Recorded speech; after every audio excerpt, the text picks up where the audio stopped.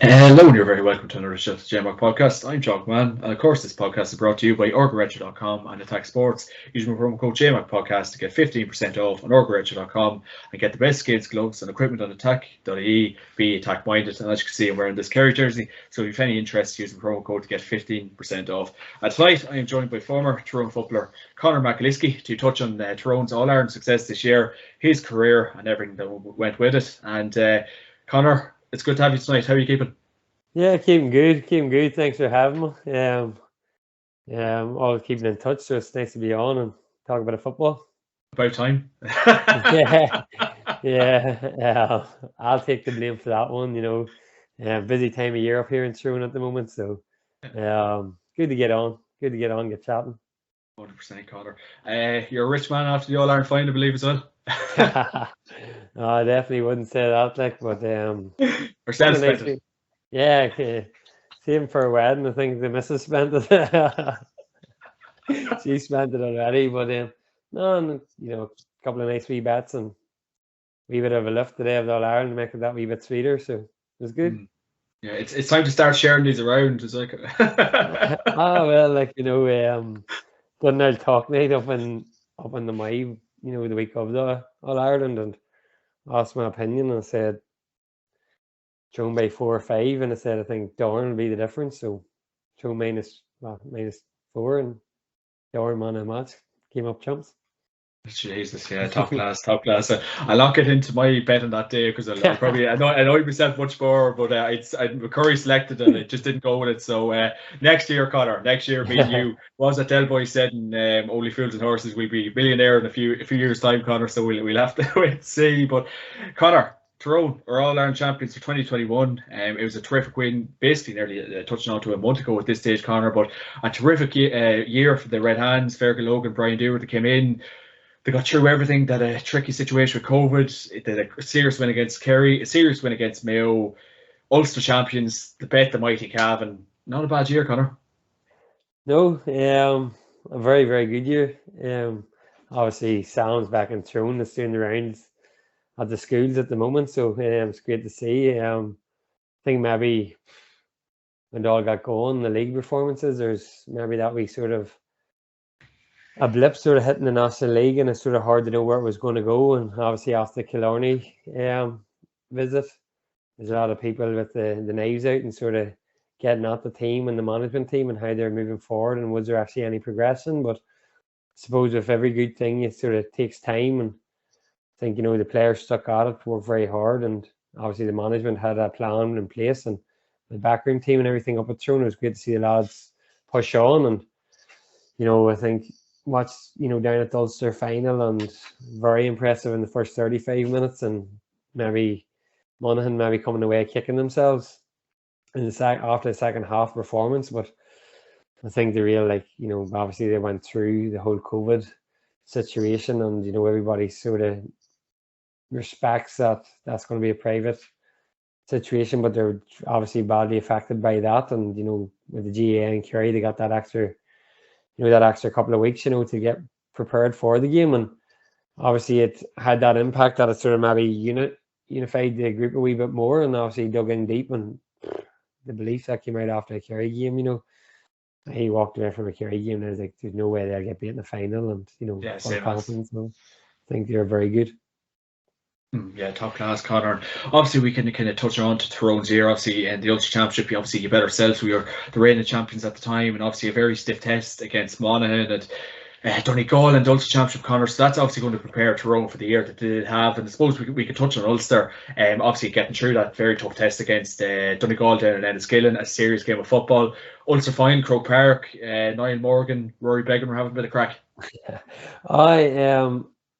It's crazy when you actually go, when you think about it, in the whole straight knockout situation, that was in the GAA game this year, obviously with COVID, but went up, Cavan being champions came to play at Tyrone, and I suppose Tyrone maybe just had a bit too much for them at the time, and obviously the depth in the Tyrone panel, and got over the line. But you sort of look at the situation of as I say, the straight knockout situation, and thrown down the man of the black card, and Mickey Murphy hits the post with a penalty, that would have put Donegal 5 up, for an extra man. And we know that Donegal team, how good they are and how they like keep possession and dictate a game. So there would have been big question, like, how would Tyrone have came out of that there, and would they have came out of it, if that penalty had went in, and that's how we break you need, and then penalties missed and Donegal go down to 14 men and Murphy second yellow card, and that's a big turning point in Tyrone's year.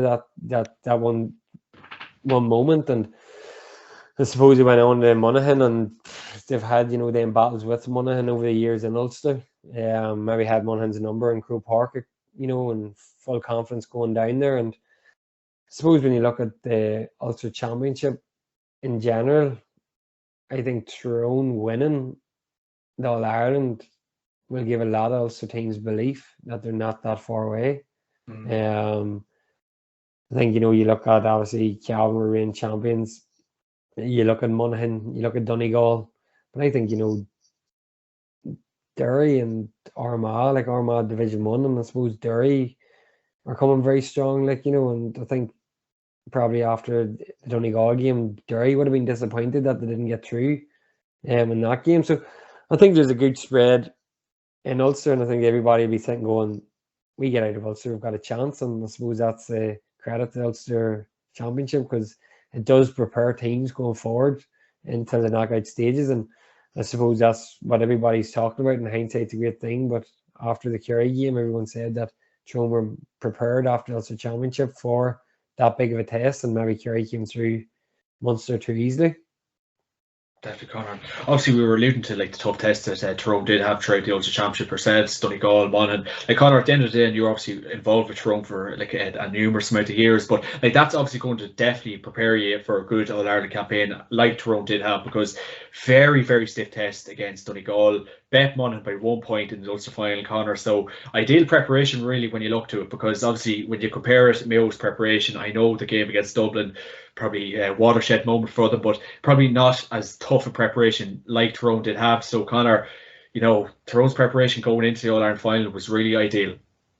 Yeah, I think, as I say, look, I'm repeating myself, but the whole straight knockout, championship, I think Ulster's, that competitive that you have to set yourself up for a dogfight every single day, and that when you go out in it, there's going to be 75, 76 minutes of high intensity, full on battle. Maybe you look at some of the other provinces, there's maybe a bigger gap in the teams, and if you look at Mayo, Kerry, and Dublin that came out of the all provincial championships, they probably had an easier route. As you mentioned, the games that Tyrone had, like the bookies weren't splitting Tyrone in the opposition that much each day, and Tyrone had to deliver. And obviously, when it came to it, Tyrone knew that they had been, they knew they'd been through tough challenges in the Ulster Championship. So when it came to the semi-final of the All Ireland against Kerry, for example, they knew it was in the tank, and they knew that in the white heat of battle, every man's there backing each other, and they're going to be confident of pulling themselves through. Definitely, Conor. And obviously, moving on to the All Ireland series, a terrific test against Kerry. And I know obviously the game was late, COVID situation, everything went with it. Fergal Logan, Brian Dewar handled the whole situation very well. Tyrone was stricken with COVID. I was talking to Conor Gormley a couple of weeks ago. He had it himself.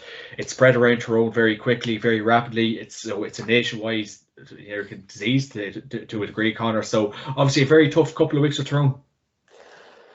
It was, and spoke to a couple of lads after it, and I think the whole training setup was a bit sporadic at best. There's a bit of testing, men isolating, men come back out isolating, men testing positive at different stages, and obviously they'd made the decision that they were all going to get tested and find out where the squad sat. And obviously we've heard a lot of it for off the back of the All Ireland, and we've heard, say, Conor Meyler and Niall Morgan, boys like that talking about it, and the camp was sort of split at that time. You talked about Meyler talking about Matty and him gathering a bus to go down and play the game, even if Tyrone pulled out, and that just shows the mindset of the boys. But obviously they made the decision as a team.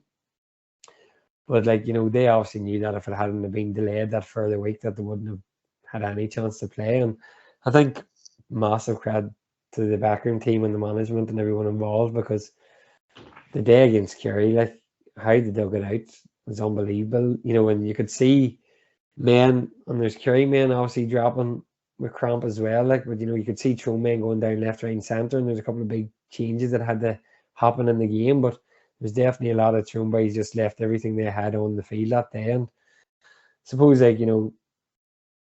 Conor McKenna maybe had a couple of question marks raised over him, throughout the year and coming back from Australia, and he came up trumps with the 2 goals. And Kerry maybe overplayed the ball a couple of times. The disallowed goal, McKenna going down the field and putting the ball in the net the offside, and that's just sort of like the pendulum that the games can swing on, and that sort of gives Tyrone probably the belief that they had that they kicked on. And a massive performance, it was to put some pride in the Tyrone jersey, and across the whole county, the lift that it gave everyone, and being in that All-Ireland final, and the confidence that it gave everyone, and obviously give the players going in the final. Yeah, and of course, Conor, tell me about that day against Kerry, because obviously it was Croke Park, so spitting the stones. It was a fantastic day for football. Obviously, I was out myself. It was a great game, great to be back in Croker. But obviously coming up against that Kerry team, an informed Kerry team, you Paddy Clifford, David Clifford, Sean O'Shea, absolutely fine. Conor, Tyrone nullified them threats. Ronan McNamee was absolutely superb. Conor Myler, Niall Sludden, you could go, the list goes on really, Conor. Just a tremendous day, because realistically the cards were dealt against you. The bookies did not give you the chance the week leading into it, and just another superb Tyrone performance against a very star-studded Kerry team. Yeah, I think it's like, I speak for a semi-final and final when I say this. There's literally, you could have give any man of the match and nobody would have raised the eyebrow. Some unbelievable performances. I thought, McNamee and David Clifford had an absolute ding duster of a battle. But I thought, Myler done the job on Paddy Clifford, and that was something he nullified him, and he got on the attack, and he put the question marks on Paddy Clifford going backwards, and that just shows the mentality. And physically he's a freak, Myler. He just run all day, and he obviously has that job in the team, and he's talked about the men that he's man marked and taken out of the game. But Kieran McGeary was unbelievable that day. I actually really enjoyed, I thought, Paddy Hampshire and Sean O'Shea had an absolute battle that day. Sean O'Shea never never gave up, but Paddy just led by example. Class. He really drove on the team, and Michael McKiernan, McNamee and Paddy Hampshire all came up the field and kicked points that day. And everyone's talking about how they're going to be questioned going backwards, and suppose it was I've talked about it at other times before, but I think the Tyrone management gave Tyrone that belief and confidence to play on the front foot and go at it, and ask the questions of the Kerry team. So them boys respected the Kerry players, but didn't bow down to them, and put them against the sword and ask them the question. As I say, the goal, Kerry overplayed the ball. Guinea, I think it was that time, for Stephen O'Brien's square ball. Could be wrong. I think it was Guinea that time, but them slight decisions. He sort of could he kick the ball and then at himself, because Stephen O'Brien said outside the square. The pass across. Yeah. And then you're sort of sitting going if Tyrone had conceded that after conceding what was it, 6 goals in Killarney that day, would there been a sort of confidence drop on that there? But as I say, Conor McKenna came up trumps and hit the net and sort of really gave that belief. And I think when the big questions were asked, Tyrone delivered, and Kerry made some basic fundamental mistakes. And the second goal for Conor McKenna really showed that. The Kerry man tried to clear the ball off his foot, the high ball, and he tried to kick it away. And I just sort of think Tyrone asked questions and put Kerry in position that they hadn't been in a long time, and they definitely hadn't been in that year. And obviously against Cork, they're knocked out the year before, so actually being in that real white-heated battle in the championship, Kerry probably hadn't been there in a long time. And as I say, Tyrone had been through it in the Ulster Championship and knew how they're going to handle it. And I think it was that composure. And I think McGeary sort of typified that of his composure throughout the day, and how he carried Tyrone as well from around the middle 8. And just right in front of us. He fisted the ball over the Kerry man's head, ran on, let it bounce, got it back again. That just sort of that composure and like, you know, that confidence that Tyrone showed that day. Obviously, like, you know, stood them, they've been there before and they've done it. So massive day. Great to get people back, you know, and like, you know, big crowd in Crew Park, and obviously it wasn't anywhere near full, like, but just the Roar Crew Park and sunny day out in Kruger's hard to beat watching from Kerry, like. 100%, Conor. You referenced Conor Myler there, and I see the picture of him after the All-Ireland final. He was celebrating, and I think herself put up a picture. I think he just at the top one buckled, or I think the shirt was off, and he doesn't look like he'd enjoy a Chinese too often, Conor, I'd say. Them boys are serious shape, like. Seen Marty Lahar in the team physio shirt, like, you know, had a picture of him and Myler after the game, like, you know, hugging, and said the body percent counts low, like. But again, that goes back to the backroom team and, like, you know, the work that they put in. There's some great men in place, and, like, you know, the boys have been about the block. Like, I think, you know, everybody talks about Mayo and the amount of finals that they've been beaten, but a majority of that Tyrone team have been beaten All-Ireland quarterfinals, semi-finals, finals for the last 8 or 9 years, and them boys know what it takes to get to that level, and obviously, like, how to push on and get over the line this year. And if you look at them boys, a lot of them very, like, dedicated to their lifestyle, and if you had any of them in social media, they definitely know how to enjoy themselves and celebrate. Celebrate it after, you know, and, you know, you reap the rewards of the work that you do. And you say Myler was just one example of the conditioning that he had. Conor Patrick, Jesus Christ. Conor Patrick hit the social media of a lot of women, not the. My sister's nearly a married woman, and she bloody had to put up a picture on Twitter. She couldn't believe her eyes, Conor. So what he's eating up there, what he's doing. I suppose Pete Donnelly needs a lot of credit for that. You Unbelievable. know? He's worked with a lot of them boys for years, you know, and well respected, and obviously very good at his job. And I think there's that sort of, I'm using Pete as an example as a backroom team because there's plenty more men there, like, but when Pete talks, like, you know, he's been there, he's walked in their footsteps of playing, you know, for the county team, and he knows what it takes. And obviously he's working with Ulster and now working with Ireland Sevens, I believe, like, you know, and he's been at the high level and obviously doing it day by day. So when he talks to him, he's, you know, obviously pay close attention to them and the training that they're doing, and play a lot of football and a lot of game-like scenarios, like, that got the bodies in tip-top shape. And I think the Kerry game was the one that really typified that. Like, I think that really stood out that day, of the conditioning of the Tyrone players even after the whole COVID outbreak. Yeah, you don't have Peter Donnelly's phone number for me or something, lads. I'd say Tyrone not be letting him go too quick. He was in Cavan before, Conor. He's done great work with us, serious work. It's coming into winter now, so I wouldn't mind giving him a bit of a shout. He was in Cavan that time when Cavan beat us. It's Cavan that time in under 21s, and then he's in Cavan. He sort of stepped on through that time, you know, and obviously he went and showed how good a work he done in Cavan, like, you know, and obviously elsewhere. But I think Tyrone have a good man in place, like, and I don't think they'll be letting him go anytime soon. No, definitely not, Conor. Definitely not. What is it about Kerry, Conor? Obviously, like, the week leading into that game, obviously, like, it's always going to be a siege mentality by Tyrone, because Kerry over the years, 05, 08, all the times she's did play them over the years, Kerry always piping off favourites, the best forwards on show the whole time, but they just cannot get Tyrone's number in Croke Park, Conor. Yeah, and I think you just mentioned it, the whole build of the siege mentality. They're unbelievable footballers. Like the Kerry team, like, I look at them, and every year I look at them, I'd be like, that team win All Ireland this year.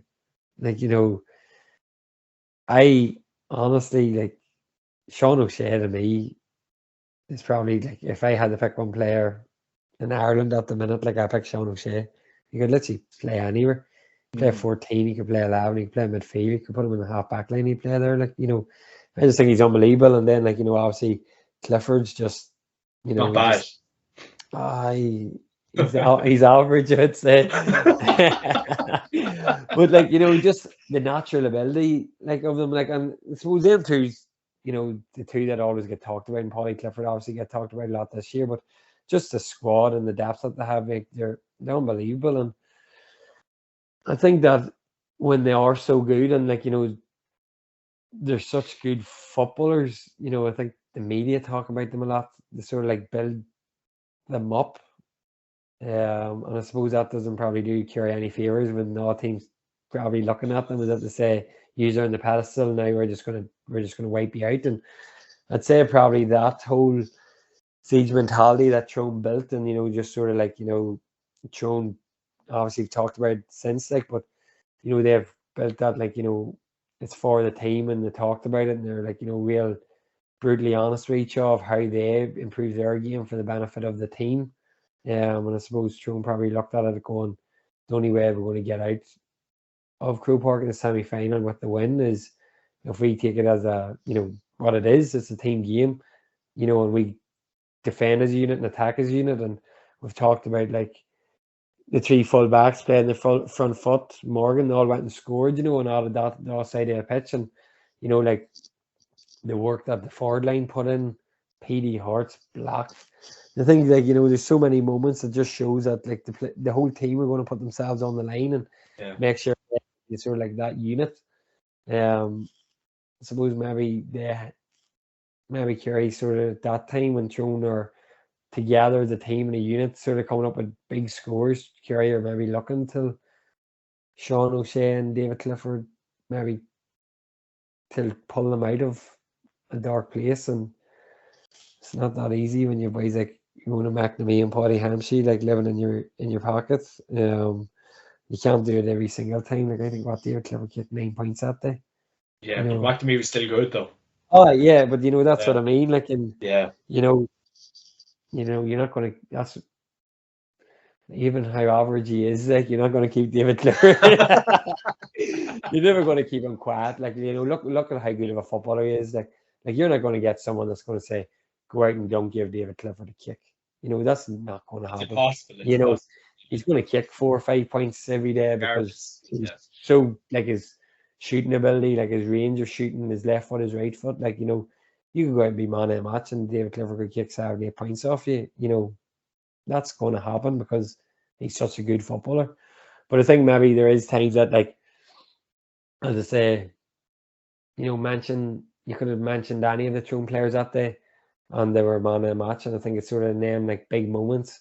Different players step up and deliver something massive for them this year. And I think maybe Kerry were relying on certain men to do that, and I think that whole sort of groupthink mentality in that unit sort of got thrown over the line that day.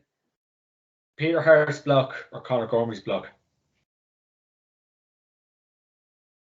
I don't want to take nothing away from PD, but I think Conor Gormley's block just class. I think it's in your childhood sort of it's just something that's always been there. I think P.D. Hart's block was unbelievable, and he put his body in the line all day. And I think I shared it on Twitter, and I just sort of said this moment summed up Tyrone's performance. It was unbelievable. We were sitting in the Hogan stand, sort of just watching them dive across in that block. But because Conor Gormley's not, the Black Gormley, he grew with that there. That's a nickname that's stuck, and Stevie McDonald's managing us at the minute, and he always talk, it always be talked about, a big moment in Tyrone history, and watching Stevie about training even now, if he didn't make that block, there's only one place that goal or that ball was going, is going to hit net. So I think Conor's block will always be number one at the moment, or number one from Tyrone anyway. Yeah, sensational stuff. The final, Conor, against Mayo, All-Ireland final, not getting over the line, but this was a terrific Tyrone performance. From 1 to 15, the lads that even came on, Derek Hanavan, Colin McShane, everything went with Conor. It was your day. It was your day in the sun. Everything basically went right. You nearly knew after Power Camps, he's outside the foot point. It was Tyrone's day. So, Conor, a special day for the Red Hands. Yeah, unbelievable. We we talked about it earlier, like it was just a big moment for a lot of them players. Like, obviously it's unbelievable for the lads that were in first year, or second year, or the new boys in the squad, as I would say like, but you know, there's a lot of them boys that have been tracking around Ireland in the back door and making like the backdoor trips to get to All Ireland semi-finals, All Ireland finals, and got beaten.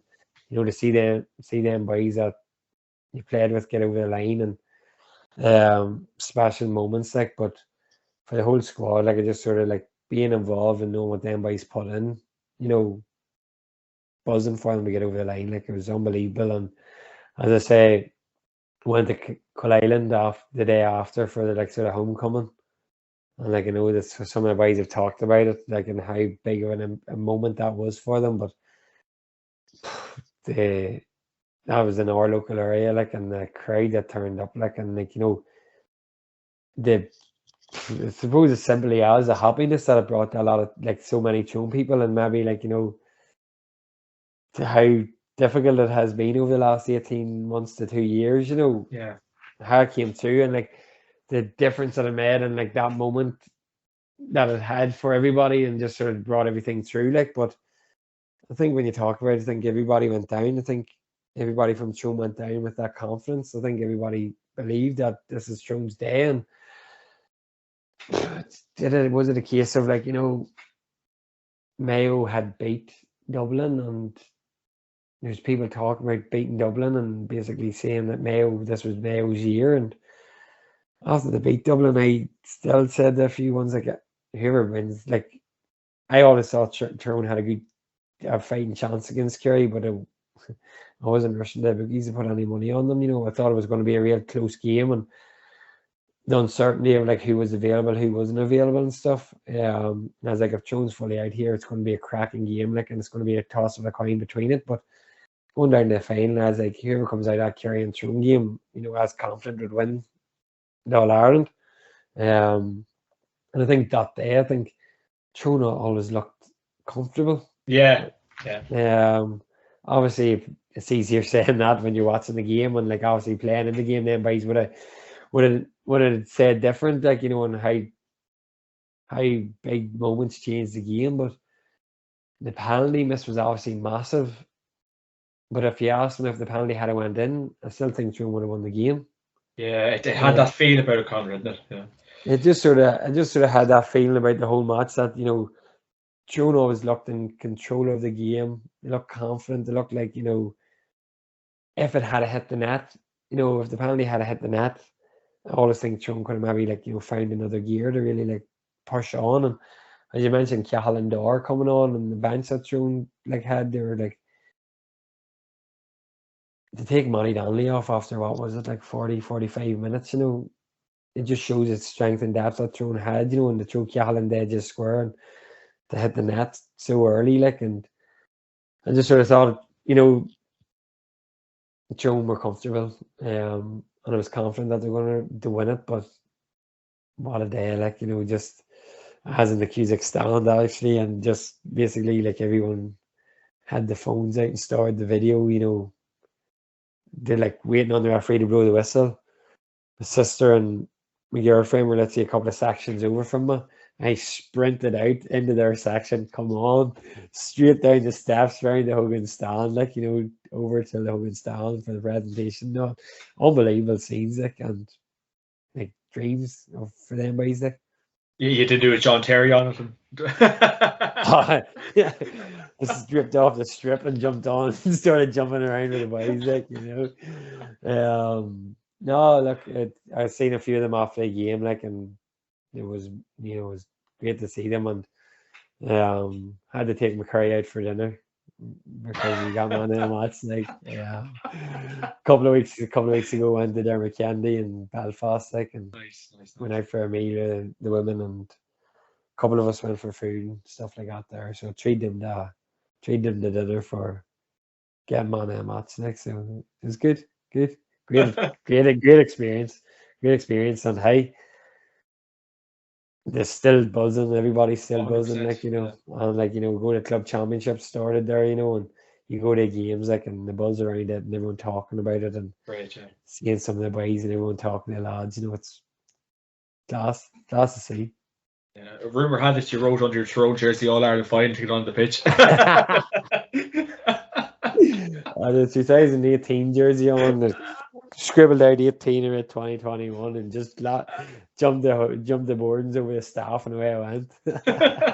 Rumor has it. No, look, Conor, yeah, a terrific day, and I suppose we were kind of touching. We were speaking off air, and it's great to see, obviously, the honesty from Conor Myler, the honesty from Ryan Morgan. The players are just doing such great media work in recent weeks. Obviously, Fergal Logan, Brian Dewar speaking very well as well. So, Conor, it's great to see that kind of variety in the camp, the honesty in the camp, and just lads being lads.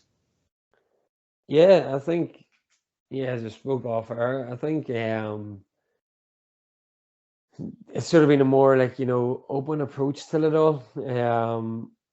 Obviously before, and it's the same as a lot of counties. Like before, there's dedicated people to speak to the media after games or, excuse me, media days and stuff like that. There, and I suppose it was always the same sound bites that were coming out of really most counties, and what everybody wanted to say. But I think Fergal and Brand, I think that's a trust that they have shown in the players, and they've managed them players before in under 21s that came in. They spoke openly. I think for Fergal and Brand and how they handled the whole COVID situation, I think they're open and honest. I suppose watching the game back in RTE, they spoke.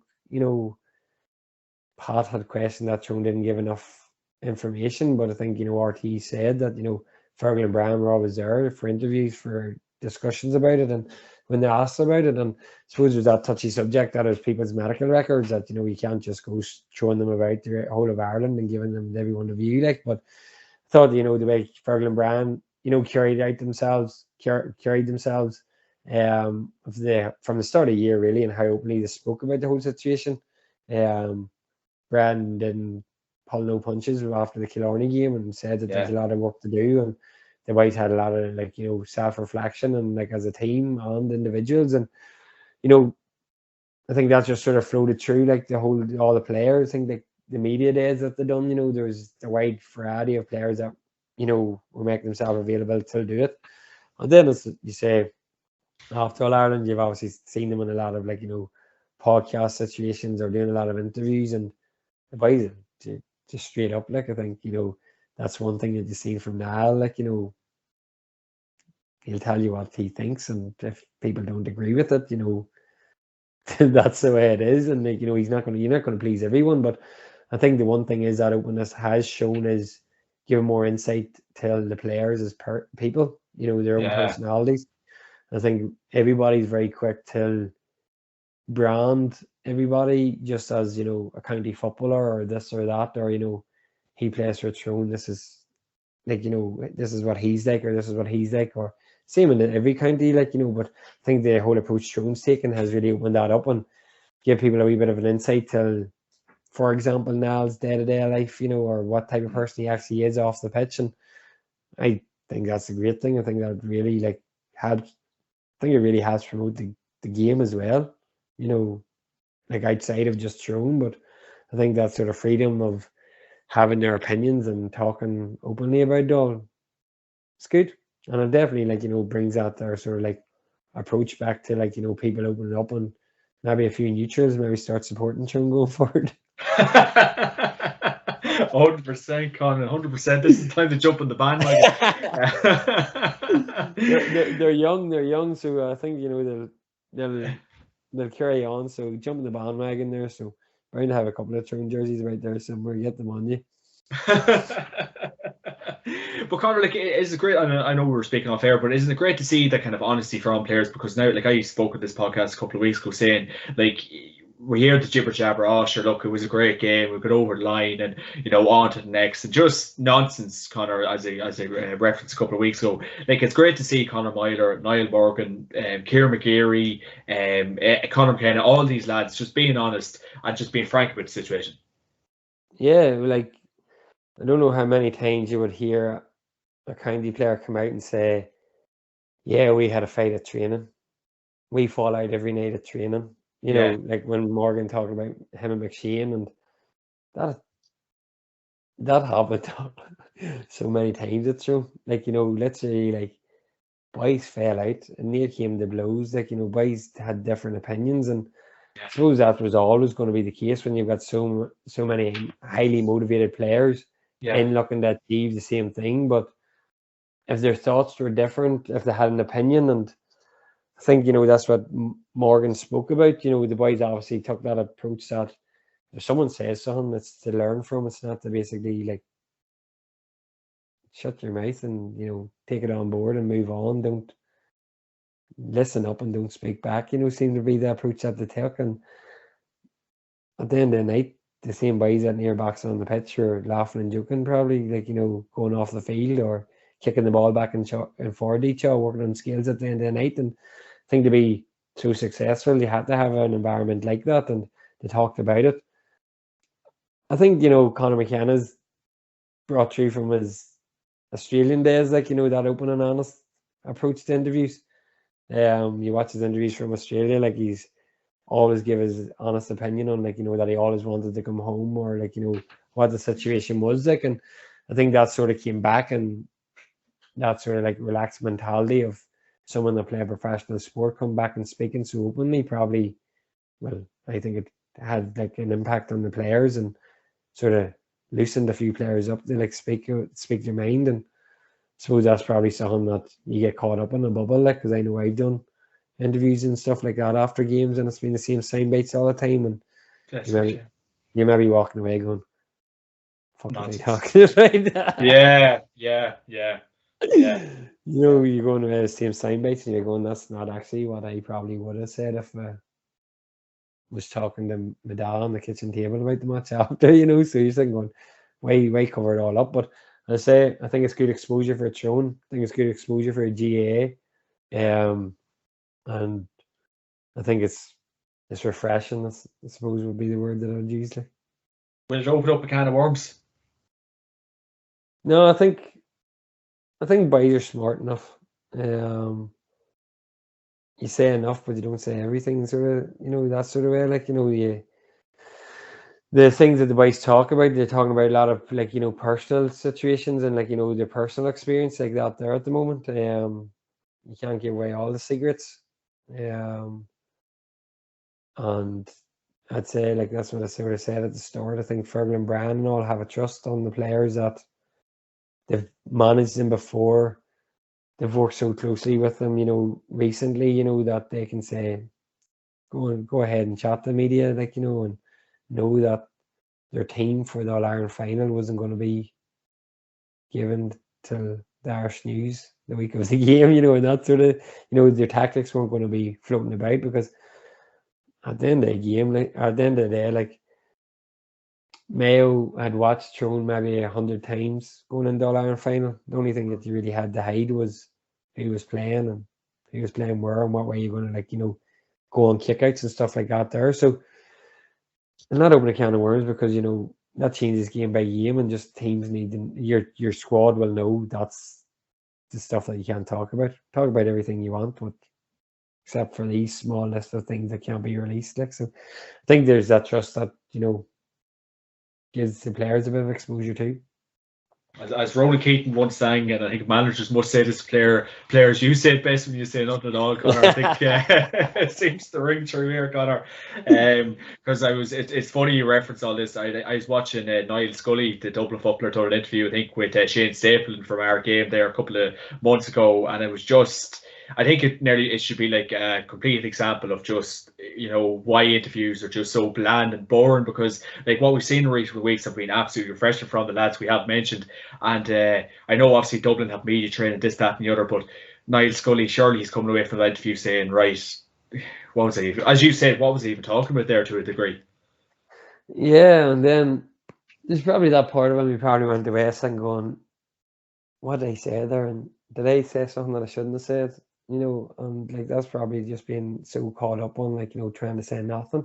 Saying a lot of everything and a lot of Say nothing nothing. really, like, you know what I mean? But it's difficult for journalists, it's difficult for players too, because at the same time,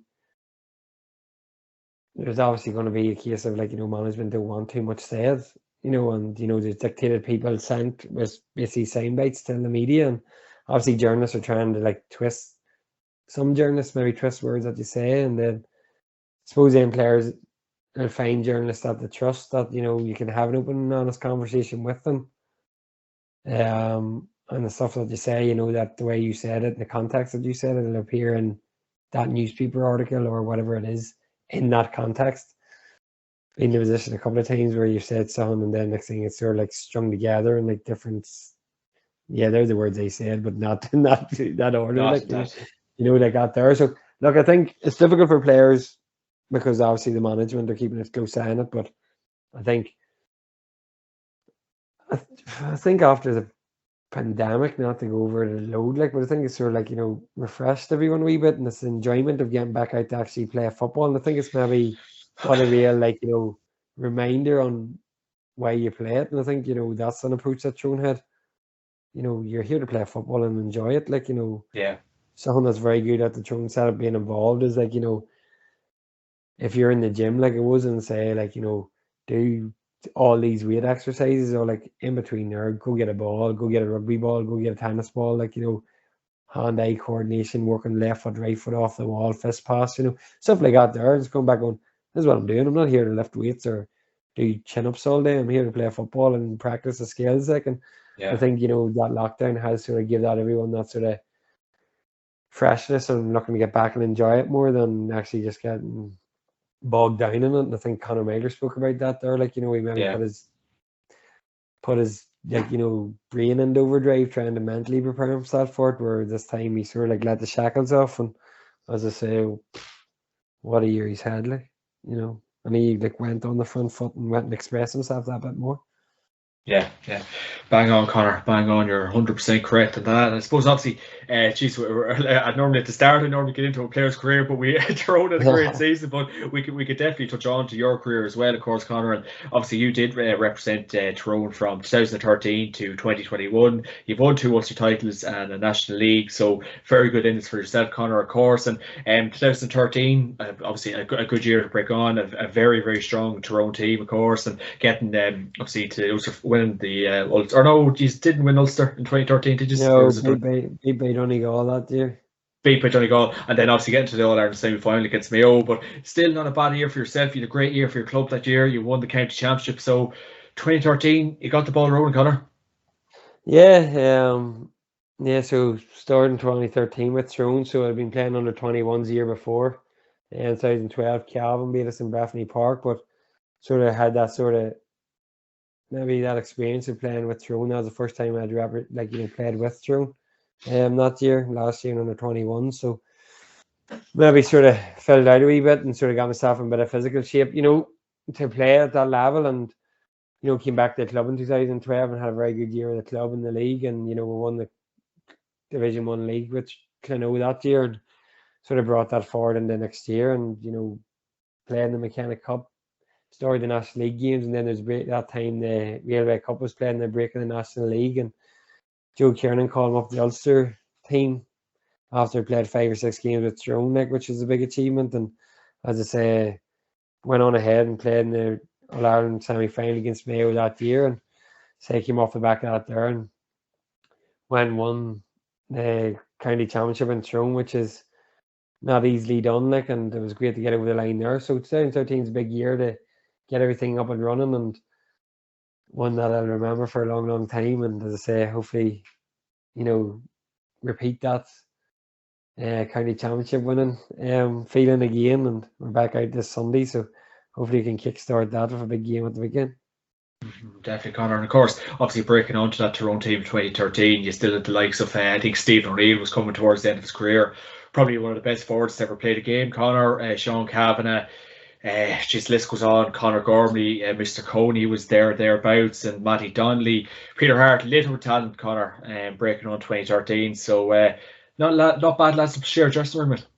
No, unbelievable. I suppose you mentioned there Stevie and Sean, like, I think, like the ones that you grew up really watching that were still there, like, obviously You had Martin Penrose, Mark Donnelly in the forward line, you just seen Joe McMahon. Like, you know, you had like a lot of Tyrone, like Big Pascal, McConnell and John Devine, all like you boys that you grew up watching, and Conor Gormley, and geez, I could feel bad if I forget one of the lads because you grew up watching them, and you know, them winning All Ireland, and is what you set out to do, to try and achieve. But to go into that changing room, Stevie O'Neill came back as a forwards coach in 2018, 2019, and he probably still could have played for True. He's unbelievable, left foot, right foot, and to just basically to experience the change room with him, to play inside beside him, you know, to watch, to let's see, like 2013 league semi-final against Kildare. Oh man, the dummy solo. He dummy soloed that time, but even he scores a point down at the other side of the Kazakhstan side on the same day. Yes, yeah. And I literally like got the ball and fist passed it to him, and then I might as well stand in this Kazakhstan with a bag of popcorn. Unbelievable! Like I was like a child. I was like a child watching, like, you know, it's just with a 5-yard fist pass, go to Stevie do something there, you know, and you know, like playing alongside that man, like it's unbelievable. And like, you know, as I say, he came back as a coach in 18-19, and I think, you know, Cathal McShane sort of changing his game into an inside forward that he was playing sort of right around the pitch a wee bit, you know, and he changed that full forward in 2019. Worked very closely with Stevie, like, you know, and learned a few tricks off him, like, you know, and we've seen how that went well for Cathal in 2019, and still going very well with him now, come back from the injury. But yeah, I think like 2013, I was a sub. We played Dublin on the National League final. And I was named as a sub that day, and Stevie actually stood in the football in the green room in Crew Park before we went out to play the game. So all getting a bit like, you know, getting a few hits on, and everyone doing the warm-up, and everything was settled. We were going to put on our jerseys to go out, and Stevie stepped back and rolled his ankle on a football. Hurt himself. Everybody sort of looked, and it was like, I stayed on, he'll be dead on. Stevie stood up and said he'd be fine. And I went out and kicked him out in the warm-up, and next thing we got into the huddle to, you know, break up to start the game, and Mickey Hart turned around and was like, right, Conor, you're starting. which was probably a good way for it to happen. Now, although we got beat that day, I think I got 5 points from playing, so like, you know, showed myself well that day, you know, and sort of set myself up, you know, to represent Tyrone later on the championship. But Stevie O'Neill was something different. Like, he's a different animal altogether. Yeah, like, and then, you know, he played for another few years, and obviously Sean put the shoulder to the wheel for a long time, and, you know, carried Tyrone for a long time too. Was Stevie done after 13? 14, was it? 13, 14? I think we got beat. We got beat by Armagh in the qualifiers. 14, he definitely played. Right. 15. He left after 14, did he? I can't even remember. Is it 13, 14? I'm not even sure. I think it's 14. I think he was definitely. 14. I think we played Armagh in a qualifier around mid-July in Oman in 2014, and I'm 95% sure. No, I'm confident that Stevie was involved in that game. We were beat. Yeah. And then 15. I don't think he was involved in 15, was he? Did he pack the bags? Oh, jeez, never asking questions. I should know this too. Who do we have? I don't even think he released a statement to retire, did he? Or did he? Not even sure. He's a quiet man. He's a quiet man. Yeah. But like, you're very knowledgeable, man. I'd say the Antrim forwards are learning a lot at the moment off him and Enda. Yeah. Who beat us in 15? Now you've got yourself to ask some questions. Who beat us in 15? We beat Monaghan in the quarter-final. Kerry beat us in 15, a real wet day in Crew Park. Yes, yeah. Stevie didn't play that day, so I think it was 14. I think it was 14, but yeah, look, a serious player, and probably one of the best players we have kind of seen. Grace Crow Park, like Jesus Christ, just absolutely He's the outrageous. only Like, man I've ever seen kick a ball within step of his foot that I went don't know straight how even down, against 05 Dublin, down the end just line. Like obviously, so like that's what I say. You're growing up watching that man, like and he's kicking the ball from the end line in step of the foot. You're that's going, how's that ridiculous. actually possible? Like, and he's left and right funded, and no, what a player, what a player. Yeah, could talk about that man all night. He's We're unbelievable. pretty good at podcast too, Conor. No, an absolute genius, and probably like it really kind of was summed up that Tyrone full forward line at the time with Muggsy and Peter Canavan as well. Probably one of the best full forward lines we ever really seen, Conor. But yes, I suppose pushing on from that, obviously 14, 15, 16, the following years after that, Conor. So obviously enjoyable years to be playing for Tyrone footballers, and obviously still a very strong team going up. And obviously, how hard was it over the years to kind of fit into that full forward line? Because obviously, a training the competition was so hot, and coming up against the players and playing with them and alongside them, like you're only going to improve your game playing with them. Yeah, I think Morgan has mentioned this before. We played sort of maybe like I don't like calling it but like because the teams change so frequently, but it sort of was like a versus B match. Like maybe the week before the Ulster Championship, and you sort of had an idea of what the team was. Excuse me, what the team was going to be, and it's sort of like an A versus B match. That's probably some of the toughest games that we've ever played. I know now, like they just mix up the teams and they don't like. Suppose that siege mentality is maybe built for the B team a bit more. It wouldn't be like Tyrone to do that. But look, you're playing in there, and as I say, like there's Stevie and Martin Panos and Cale and Dorn and Ronnie O'Neill and Mark Donnelly and hell of a lot more, in the earlier years, and then it's just sort of started to get on, over the years, like Mark Bradley, like Cal McShane all started coming in the team, and I think that I'm probably going to forget someone really obvious here, but we can't remember everyone, but that competition, like and I spoke about this before, like people sort of talked about Tyrone didn't have a forward, they didn't have like a good enough forward line, and I think maybe this year really shows how strong they were when they had men coming off the bench. Like, and I think this year really showed like how good Dorn is as a footballer. Like, I think everybody always seen it in bits, but they put the consistency like behind it all. I thought he was brilliant this year. But I think like that obviously improved you. Like, me and Dorn will be friendly, and maybe texting you, we'll go to a pitch here, and maybe me and him go to Eden Dark or Clonode to do a bit of shooting, like, and you just looking at him and you're kicking free kicks and you're kicking left and right foot, and you're looking at him going, I'm going to kick all these here, like how many are you going to kick, like, or he's going to go, I'm going to kick these 10, how many are you going to kick out of your 10? He's sitting there going, we're up here for a bit of crack, but I'm going to kick 10. I'm going to kick 10 too. So obviously there's out there, but like really good friendship, like, but there's always that bit of competition between us all, like, and that sort of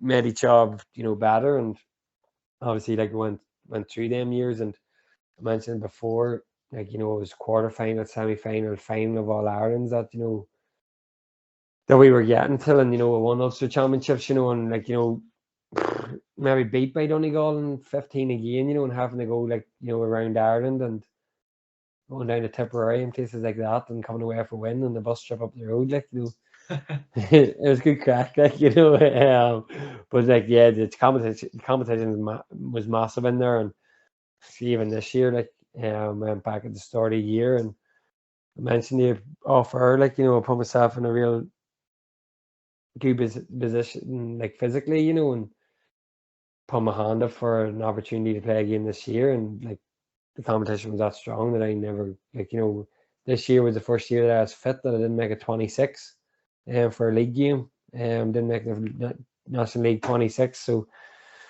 and then like I decided to step away because it missed not getting no football and missing club football and all, but I think that just shows like there's a massive competition up there, like and then boys really drive each other on, and obviously the backroom team there, as I mentioned, they'll not let them settle and hopefully try and push on and improve again in the future. Definitely, Conor, definitely. And obviously, you referenced the 2 Ulster wins there, and obviously in 2016 and 17, Conor, like serious days for yourself, your family, your club, and everything that went with Conor. And obviously, I think you played ourselves in the semi-final and got over the line, and in the final a couple of weeks after. So obviously, Conor, to get your hands on the Anglo-Cell Cup, obviously starting out for Tyrone when you were a young lad, a special feeling. Yeah, and as I said, like, I started in 2013, you had 13, 14, 15 that you came in and knew the potential in the Tyrone squad. Came in 2012, going to Clonus with my dad to actually watch the game. And I was going reasonably, I'd went well for the under 21s and I was going well for Clino, and so I said to him, there's only one place better than this, and I'll be on that bus, wouldn't it? And he sort of nodded his head, and I goes, I'm not coming next year. I'm going to get the bus next year. And I've been called in, to make up a couple of numbers for an in-house game later on in the year in 2012. Actually, Doran got called in that week. Doran went and absolutely ripped it up. I think he actually more Conor Gormley that night. I don't know if we mentioned that in this podcast, but we went up to Clare and made up numbers in an in-house game, and sort of probably was getting our foot in the door, and as I said, Doran was called up, and that sort of gave me the belief that I'm knocking on the door, that I'm going to get in here. And I say the competition was there, and after the first 2 years, going, we've got too good of a squad not to win something, not to win an Ulster, and as I say, 2016, you can see a couple of jerseys framed here, and 2016 Ulster jerseys are framed there, and TV at the back there. And this is just a wee room. I've got the county final jersey for Clino framed, and Ulster, and you see a Railway Cup jersey and stuff like that there, and it just sort of shows how much it did, it did mean, to get over the line with that team in 2016, and we'd obviously got over the line against Cavan in the league final down in Crewe Park in the Division 2 league final that year, and I think that sort of gave everybody a taste of we won with one son, and it had explain that celebration, Mr. McAliskey, even. I don't think anyone's ever going to believe me either. We played Meath actually that time the week before, and I came back from a nasty enough knee injury that happened against Cavan as well, actually, and I said to Louis, the physio, I goes to him, give you a shout out here when I score a goal today.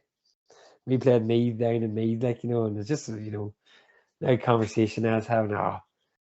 Score a goal today, I'll give you a shout out. We're in Skye today. And he goes, keep a look out, I'll score a goal.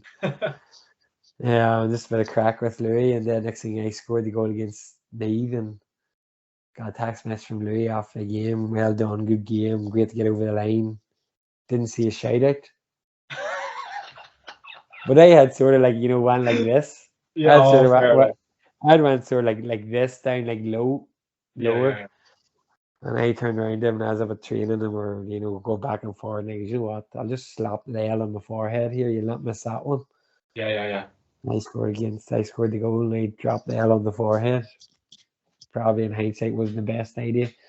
I think actually Ronnie O'Neill wasn't too happy. I think Fortnite was the big thing at that time, and Ronnie's a good man for celebrations. I think he was going to kick out the loser Fortnite celebration if he had scored at first. So mine was honestly just a shout out to Louis because he didn't see it the week before. But I say Ronnie might have just done it a Fortnite dance. I think some people. He done the Salt Bay, I think, against Down or something. Wasn't it?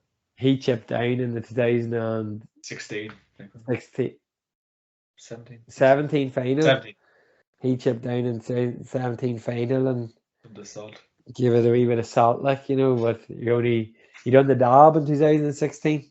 Oh, it's right, I forget that. Yeah. You done the dab in 2016. Who was that against? Gavin. Oh, for God's sake. That was in the Division 2 National League final. You scored a goal that day too, did you? No, I tried to volley the ball and then I volleyed one over the bar. Piss taken. No respect, Conor. No respect. That's what I ended up with a dislocated knee the next January, and Calvin probably deserved it. Remember that. But look, Ronnie's good at it. Like his thought process in the celebrations probably would have been smarter than mine. If I had told him what I was going to do, he probably would have told me the ways up. But like there's a wee shout out to Louis, like, and he put a lot of hard work in and get me back on the pitch. Like I dislocated the knee, the MCL came off the bone. I done the cruciates that January up in Breffni, and I played for Clonot in the club championship that September. And so came back from an ACL reconstruction and I got the MCL pinned back to the bone, and thanks to Louis I got back on the pitch after 8.5 months, which was probably not ideal and I wouldn't recommend it to anyone, like, but I played and I was comfortable playing, like, so big shout out to Louis again. Oh, that man my career. Jesus, Still playing football because of him. Yeah. I suppose obviously, like, when you get a serious injury like that, Conor, like, there's obviously a lot of dark nights. You have a lot of time to think for yourself, rehab, everything goes with it. It's not an easy place to be, Conor, because obviously we see so many common injuries like that. Maybe it could be overtraining, it could just be exerting yourself too much, but it's a lonely place at the best time, Conor. It is, and I suppose. Well, herself cooks for you, it's it.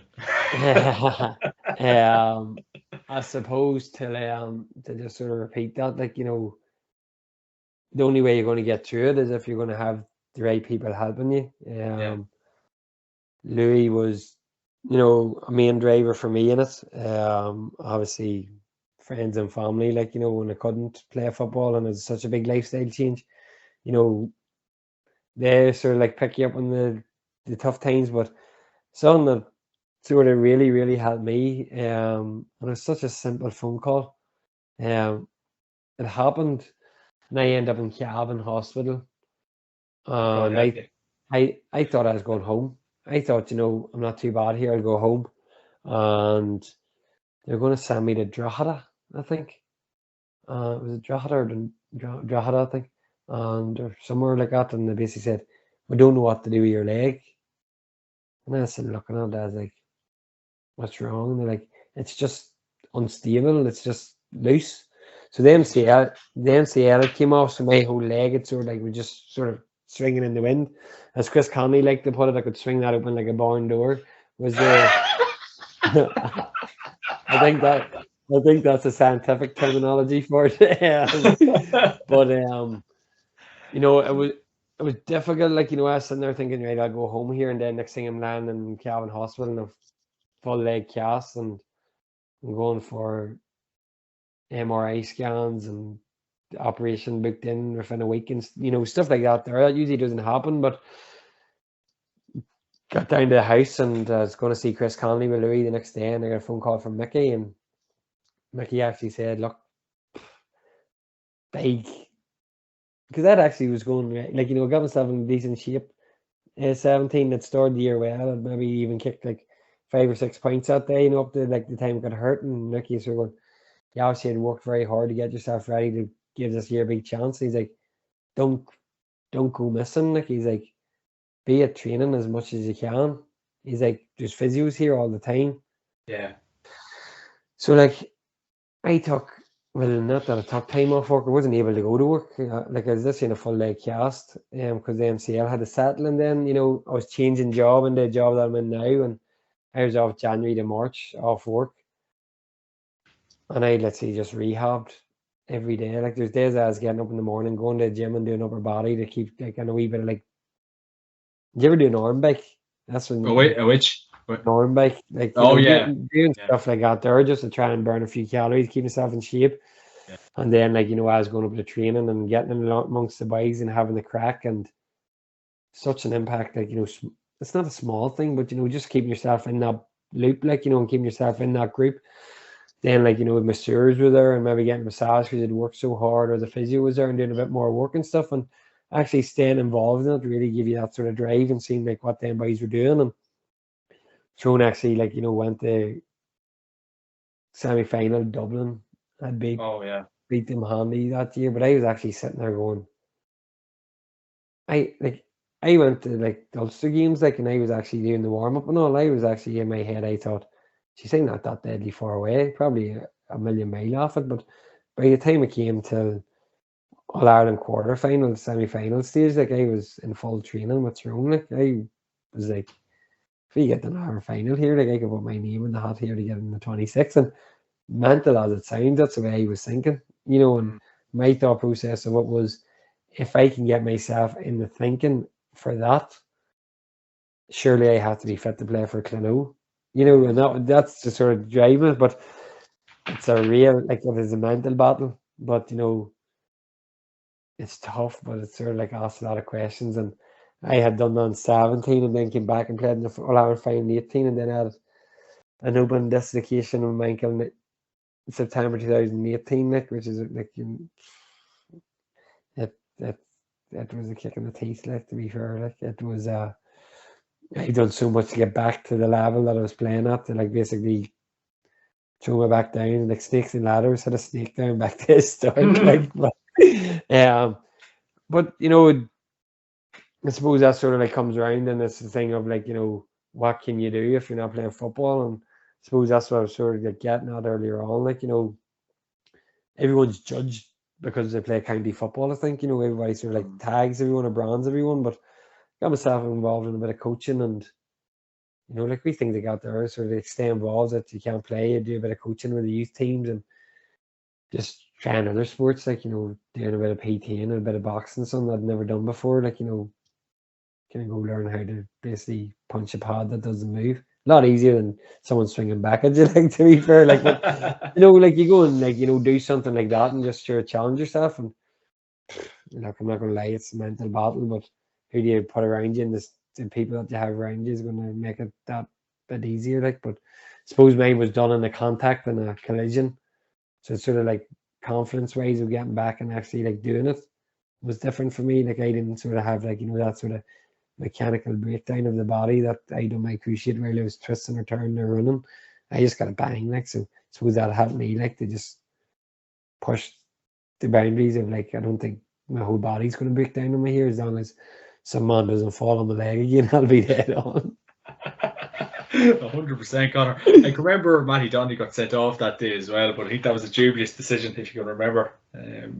So Matty Donnelly might have been sent off after Rory Brennan was wrecked in attacking. So I think Rory Brennan in the shoulder that day too, because Anna, the girlfriend, she came to see me in the hospital, and she was like to the girl, no, actually, when I got off the ambulance, they were like, "Well, this is the fourth time we've been in the hospital out of this game." I think there's 2 Gavin lads hurt that day too. Yeah. And Anna landed at the hospital, and she was like, my boyfriend got hurt. And they're like, "Oh, from the football, yeah." She walked into our room, and Rory was just sitting there at the shoulder. So he stayed with Rory. The Rory family came. My auntie and uncle were there as well. They came on up to see me, and Anna, she took a seat in the hospital waiting for Rory. Jesus. So I think Matty might have got sent off for a bit of afters after that. I'd say he was innocent, all right. I know the exact collision. I can remember it well. He was running through, and Shawnee just went down after Matty just gave him a little slap, and it was hilarious watching it back. I'll send it on to you after for a wee laugh. Not that it really matters anyway. You're all Ireland champions, jeez. I know that's a long time ago now. When you think of like 4 years. When you think of a McKenna Cup game in January, and come a long way. At that time you think it's what I call. I suppose at the same time as all competitive games, like, you think, this is the one you got to win now. Like, but geez, I wish I'll be happy not to play a McKenna Cup again. I know that. Jesus. You're speaking for the masses there, Conor. You are speaking for the masses there. There's no doubt about that. Conor, the All-Ireland final in 2018, I backed you 20 minutes in. It was going to sort my night out. and Dublin came into town. Yeah, the game just flipped upside down very quickly. Suppose that is a big learning curve, and I think that, to me, obviously being involved, and I'm sure everybody will have their different opinions and their different moments that sort of talk about how good that Dublin team was, but All-Ireland final, 8-2 up, and we missed a few chances. We were completely bossed in the game. Yeah. To be fair, on the pitch, there was a few nice words being said amongst the Dublin players. It just wasn't all rosy in the Jordan, just put it like that. But one moment and give them a ball like that, just click of your fingers, you're now behind. 2 goals and you're maybe 2 points behind you, and you're just going, how the fuck did that happen? Yes. And I suppose I say I talk about that. There is a moment that you sort of look back and be like, now wait a minute, you don't win as many All-Irelands on the bounce as they did, just by being a mediocre team. But I think I look at the team that we had at the time, and there's still a lot of that team that playing now that was playing then, maybe a wee bit mature and matured a wee bit, and a wee bit more experience. But we made a couple of mistakes and the ball's in the net twice, and you're sort of sitting going we've missed 2 or 3 big chances, a couple of passes, just speaking for own preference, I got spun in behind, and PD 9 times out of 10 would hit you with a pass with so much space, and I'm running after the end line trying to keep the ball inside to keep it in, and you're sitting there going just wee things that had it went right and you had it kicked on a wee bit more, then you could have maybe seen it out to half time, but flipped it on the head, and as I say, end up being deserving winners in the game. But I always look back and say, I know people say the game's 70 minutes long, not 20 minutes long, but if we had coasted that out, or sort of held that at arm's length to half time, I think we had a real big chance. And I know it's only 20 minutes in the game, but given not 10 minutes, and we're in banging an All-Ireland final, but as I said, it just sort of probably shows how good a team Dublin were at the time. But what an experience at the same time. Didn't win it. Don't get me wrong, you obviously playing them days to win it, but till the build up down All-Ireland final, the experience All-Ireland final day and playing it, it's something special, and one that you'll not forget, 100%, Conor, and obviously getting there in 18 and getting to the semi-final in 2017, banging on the door, knocking on the door for so long, Conor. I know obviously there's so much talk with Mayo being there and obviously not getting over the line, but at the end of the day, Tyrone there as well. He's had your day in the sun this year. He's got over the line, so I suppose it really was years of hard work, Conor. Yeah, and as I said, there's so many men that's let's say dedicated their whole life, and they haven't put their life on pause, but there is probably they've missed out on big events in their life. They've maybe stalled their job opportunities that they could have taken up because it maybe doesn't suit around the lifestyle that a county footballer has. And so happy for them. I mean, just for all their hard work to pay off and actually get that moment, and now forever they're All-Ireland champions, and as I said, they've been knocking on the door so long, and when you go back to even 2019, being, what was it, 4 or 5 points up at half time against Kerry, and that will maybe slip away after being the final the year before. There's so many times you sort of look back and be like, oh, we give up a big opportunity there. And as I say, to get back to All-Ireland final for the lads to experience it, and the experience of a crowd as well, there must have been a couple of extra tickets floating about because there's plenty of noise in Crew Park in All-Ireland final day, I tell you. Yeah, 100%. It looked like a really, really good atmosphere for this year's final. Anyway, there's no doubt in that. And obviously, 18, you had the full deck of cards, and that was a special, or a special day in Croke Park, obviously for Dublin, but a special day for the fans. And obviously, Conor, I suppose you wrapped up your Tyrone career earlier this year, and I suppose the big question I can probably ask you is, I know obviously the slog and the training, and obviously, I suppose it's not enjoyable at times. But I suppose, do you miss? Obviously, I know Tyrone did win the All Ireland, but aside from that, I suppose, do you miss the big days? Do you miss the camaraderie with the lads, the crack, and I suppose the training to a degree?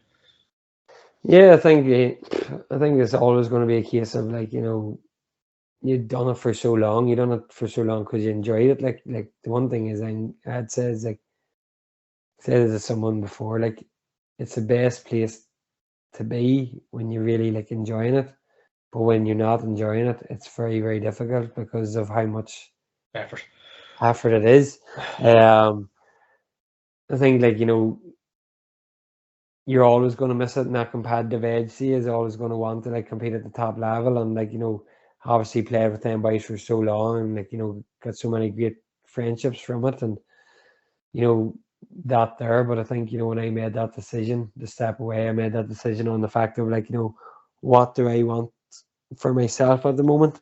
I'd obviously stepped away after 2019.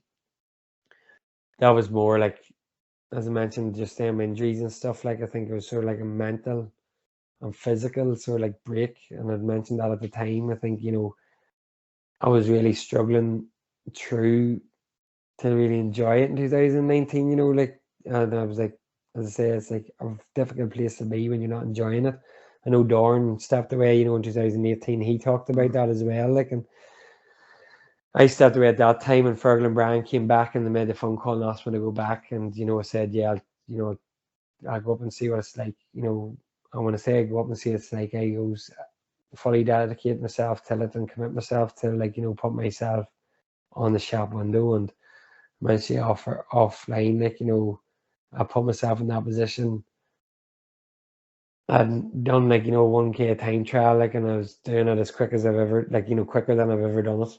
I done all the training through the whole lockdown. We were given our GPSs were delivered to us, and we done our runs by ourselves. I done all that hard work, like I done all that slog, went back, started the training, and I suppose it probably was a case of like, I'm captain at Cluno, and I really enjoyed my football in 2020 when I had stepped away, and the club league started on Friday nights. I hadn't been involved in any of the Tyrone games. I wasn't making any inward steps on getting on the team or the squad.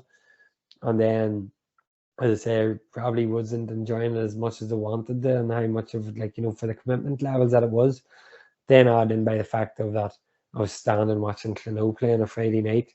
Yeah. Going to that Tyrone match on a Saturday, not playing again, and the years are ticking on at 30 in November here. Like, like you're sitting there going, missed a couple of years of injury and stuff. You're going, I need to play football somewhere.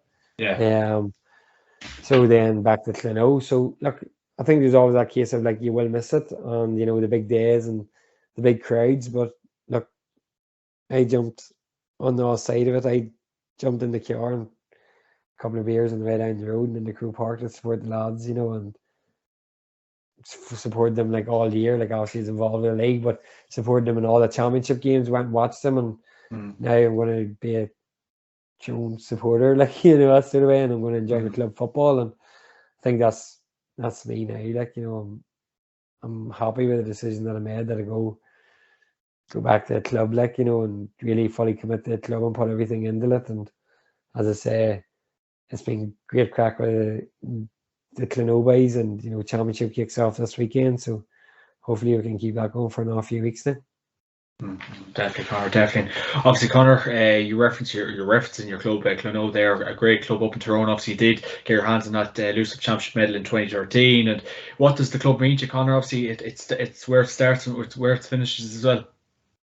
Yeah, it's massive. I suppose like you look at it, and as I say, it's where it starts. It's like your first dream for me was like to win the O'Neill Cup with Cluno. Like it's massive competition in Tyrone. Like the club championship means everything to every club player. Like and I think that's the initial dream is to represent your club at at that level, and to really go go for it at that. And obviously, like, when you start realizing that you can play at county level, that sort of takes on a new, like, sort of life of its own. But look, even when I'm involved with, when I was with and Tyrone, I always try and get back to it, always seen playing with Tyrone that I was representing the club, and I was representing, like, everyone in the club and everyone that's helped me, like, coaching wise, and everyone that's put everything in the to put the, like, facilities and all in place to allow me to become as good, like, the best of footballer that I could be.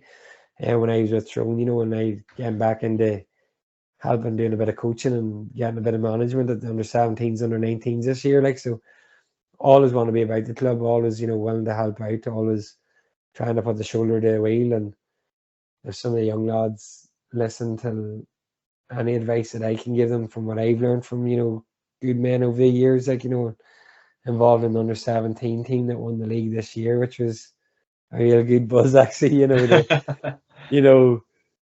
to go down the road and see, like, what it means them lads at 17 years of age, like, and how much work they had put in, and like how they committed to it and all. And being involved right there was actually something, like, it was, like, it was special, like, and a couple of friends involved with the management team and to win with them. But I think your club's everything, like, and I think that's something that I think stands out. It's easy to say because it's, like, the county that I'm involved in, but I think, like, when you look at the club championship in Tyrone last year, that got so much publicity and, like, televised so much, and it sort of, like, showed how competitive it was. And I think that ends up falling great into the county setup, because at that time when you were at Tyrone, it turned into, like, Club Tyrone. Everybody, like, comes together in that, and they bring that mentality that they have from their club setup into the Tyrone setup. And I think, representing your club's massive. And, for me, to captain the club's just a massive honor, like, and hopefully, hopefully big test on Sunday, like, but hopefully can get over the line and continue to dream of hopefully getting the Left O'Neill Cup for the club. Definitely, Conor, definitely. And I suppose, Conor, to wrap up, you've been excellent with your time here, but who'd be the best player you played with and the toughest player you played against over the years? Yeah, I think I mentioned him earlier on. I think Stevie O'Neill's been absolutely, he's up there, like, you mentioned the best forwards in Ireland that ever, like, the best forwards that there ever was, like, and he always, like, in the whole of Ireland, his name always pops up, like, I think, like, you look at, like, someone like Sean Calvin as well, like, down the years, like, what he's done, like, and to be involved with guys like that there, and, like, simply, like, that sort of Tyrone team that, like, the 03, 05, 08 team, and the boys that sort of, like, carried through to 2013, like, maybe 16 and around that team, like Sean and Stevie are sort of two that really stands out. Played against, like, there's some quality footballers, like, Mark Keith Higgins in 2016 All-Ireland quarter-final, which was a battle. Mark O'Shea in 2015 in Croke Park. Another tough campaigner, like, but always said it, and, like, it's a question that people's asked, like, but never a direct opponent. But I maybe said this to you before, like, James McCarthy over the years that he played. Oh man, when you come up against him for Dublin, like, real Rolls Royce of a player. You hear people talk about like that, but I think he's made Dublin tick a lot over, like, the years that they've been so successful. Like, so, like, throw his name in the hat, even though I never marked him because obviously I'm too big to play midfield. But yeah.